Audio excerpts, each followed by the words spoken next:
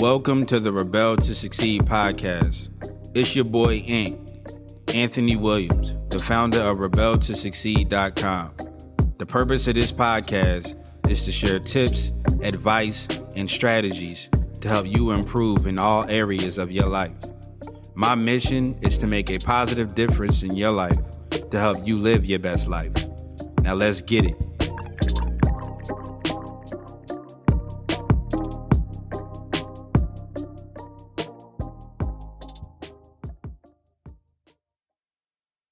What up, Rebels? It's your boy, Ant from Rebel to Succeed, coming at you with another podcast episode. So today in this episode, I want to share some information by a guy by the name of Bruce Pulver. Again, that's Bruce Pulver. I came across this clip of him online sharing some crazy information about words and the power of words. So check out this clip by Bruce. Have you ever thought about how much your words matter? I'm a word junkie. I'm fascinated by words, not because of their spelling or their sound or how we use them in the English language. So, not because PH sounds like F, not because we have to have K to spell the word knife correctly, and not because we have 3 ways to say the word there. You know, they're there, over there, in their chair. And not because when my wife and I are cooking, and she asks me to go get the Baileys, and when I come back from the liquor cabinet, she directs me to the spice cabinet because she wanted Baileys, not Baileys. No, not that at all. To me, the power of words is how they have a control and an influence in your life and mine. Whether spoken aloud or quietly in those private conversations that we often have with ourselves, words can truly be our friends or our foe. Whether I'm delivering a talk of encouragement to an elementary school, whether I'm doing a sales performance workshop, whether I'm talking with a CEO about the values and core values that they're bringing to their company, I know the impact a single word can have. The idea I'd like to share with you today is that your words matter. And the words you use to speak with yourself, out loud, and with others can impact everything. It all starts with my dad, the wordsmith. He loved words and was obsessively involved in completing crossword puzzles with a single rule. You must complete all down words before you start across. I didn't do many crossword puzzles with my father. He was also an amateur playwright. And one of the plays he did, the characters' names in the play perfectly defined their professions. The sheriff, her name was Law and Order.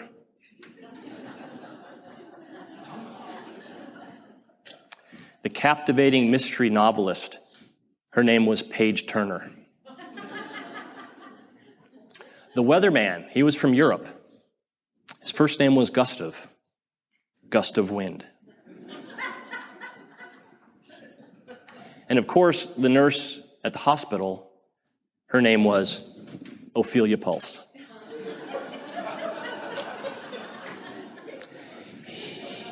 He would walk around our house just hoping that his skills would ooze into me and continue with his legacy. Thanks, Dad. I was also raised in a family that was incredibly positive and grateful. Why? The day I was born, my mother suffered a dissecting aortic aneurysm when she went in labor with me. And by giving birth to me, she began a 30-day struggle to survive, enduring 3 experimental and highly risky heart surgeries. The surgeons who performed the operation on her published in the New England Journal of Medicine, as I read, she was the second woman to live past 72 hours after delivery. She made a full recovery and every morning arose with a gratitude point of view, a thankful and expectant life. She lived for 22 years.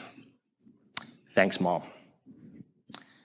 I had no tie between my dad's wordiness and my mother's gratefulness until I was hit with my BAM moment, which solidified for me how important my words were to directing my thoughts, my beliefs, my intentions, my actions, and ultimately my outcomes. It's with this perspective that I learned about what a BAM moment is. A BAM moment is when everything's going well in life, and then all of a sudden, bam, something happens and our life is changed immediately. We've all had them, right? Deadly diagnosis, loss of a loved one, a relationship exploding and ending, a freak accident.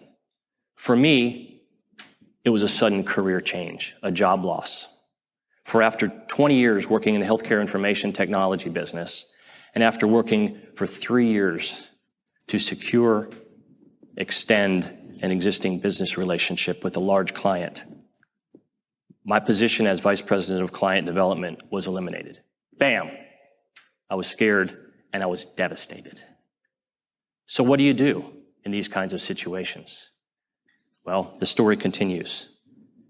The morning after, I awoke and pounding in my head was the word strong. I didn't know what it meant, but I quickly reached to the bedside pad and paper and a pen, and I stared at that word, and in a matter of a minute, I wrote, "Stand tall, remain optimistic, now go for it." I had no idea what that meant, but I was on a mission for that day to find something to be strong about. Strong for myself, strong for my family, and ultimately strong for my future. So I went out to try to find something strong in that day.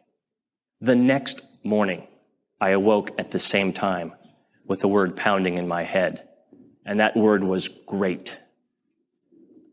I looked at it for a second, I wrote it vertically, probably the crossword puzzle thing, if you're with me.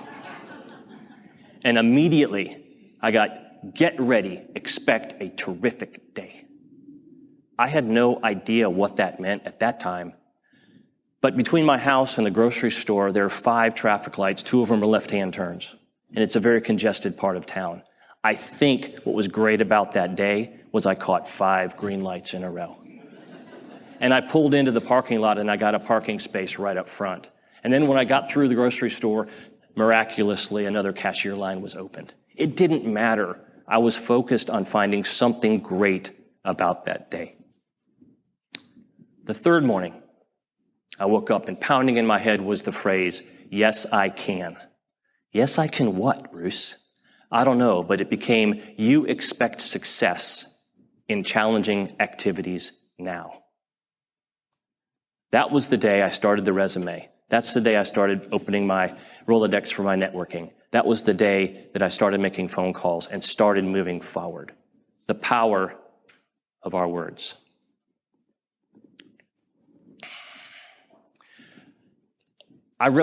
So this continued for 400 consecutive mornings. A different word presented a different way, written in the same way. So what I learned from that is that the power of my words absolutely have an impact on everything I do. However, we are often taught that our actions speak louder than our words. But what I learned in this moment is that my words trigger everything. And if I pay attention to the words I use, I can more effectively drive my outcomes of my own, outcomes with conversations in relationships, and outcomes with especially my children. Okay, let's go through an example. You may be going through your BAM moment right now. Everybody has something going on.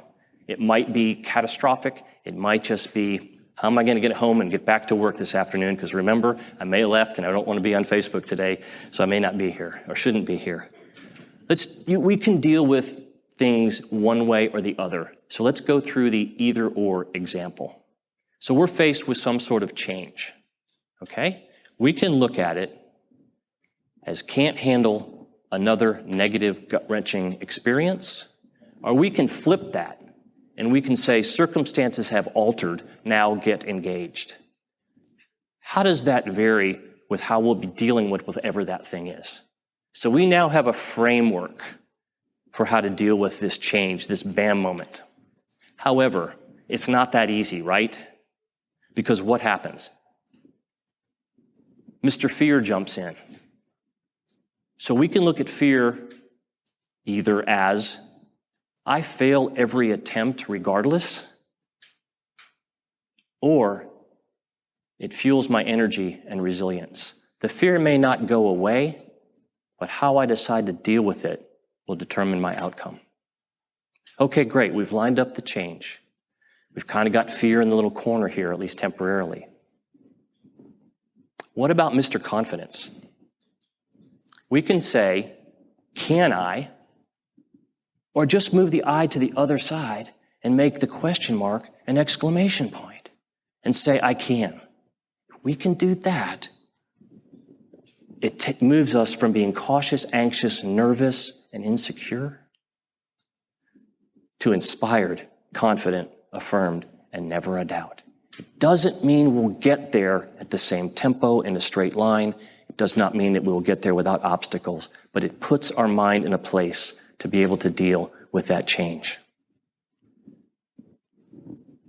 Every race has a last lap, right? Every symphony has the finale. Every author writes their last chapter. So what about that last bit? We've got framed up change. We've got the fear and control. We believe we can, but it's really easy to tighten up to get it across that finish line. We can either look at it as petrified, under stress, and helpless, or we can just put up some hard work, get ourselves across the goal line.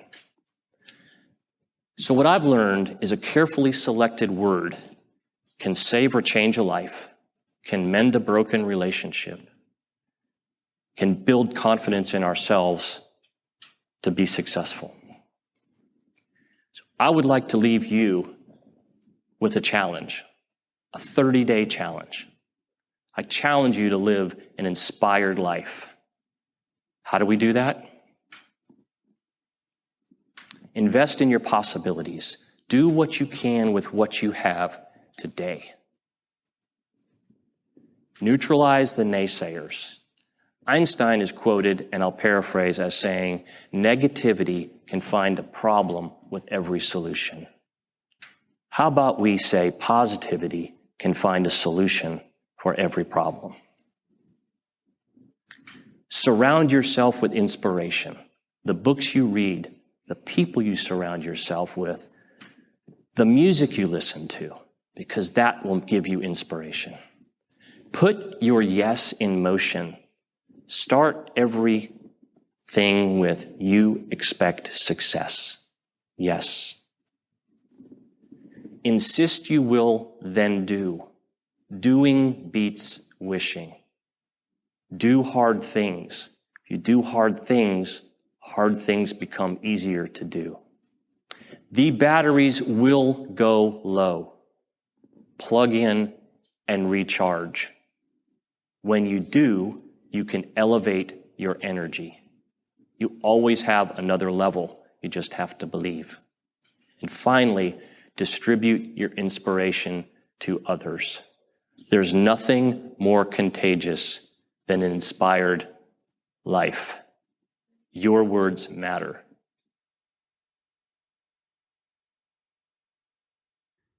So that was a clip by Bruce. Very, very powerful. Very, very powerful. Speech that he gave. I wanted to share this with you guys because, as you guys may know, I'm a firm believer in the power of words and how we use our words. The words that we think in our mind. So, he broke down, how powerful words are, how you can use them for the benefit of yourself, and yeah, man, your words matter.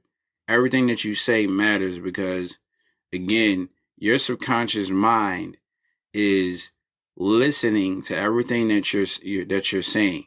It's feeding off the thoughts that you think, the words that you think in your mind. Your subconscious mind is feeding off of that. You literally create your life by the words that you say, by the thoughts that you think.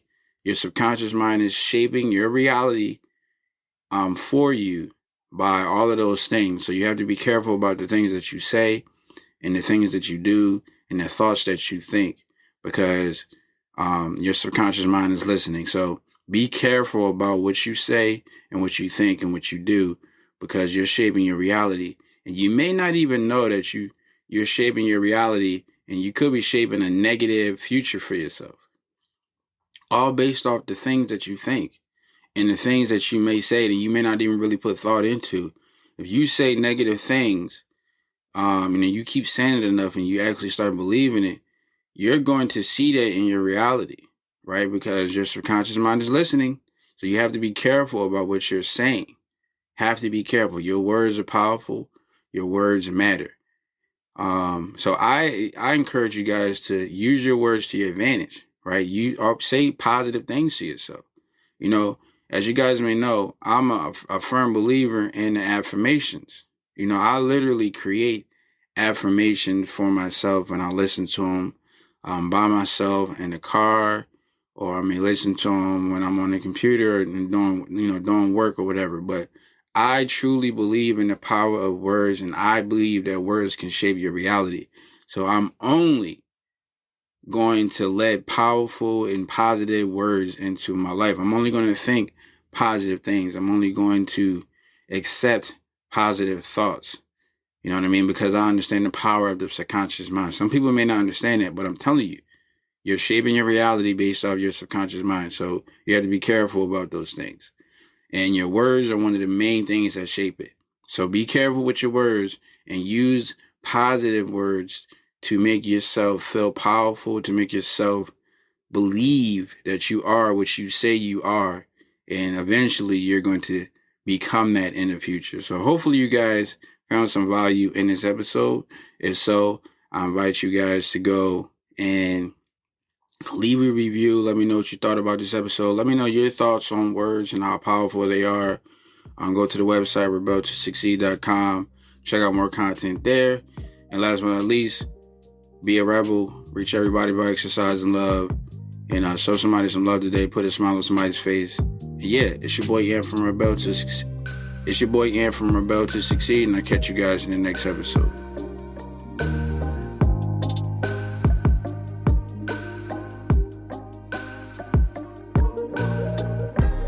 I want to thank you for joining me today and listening to this podcast.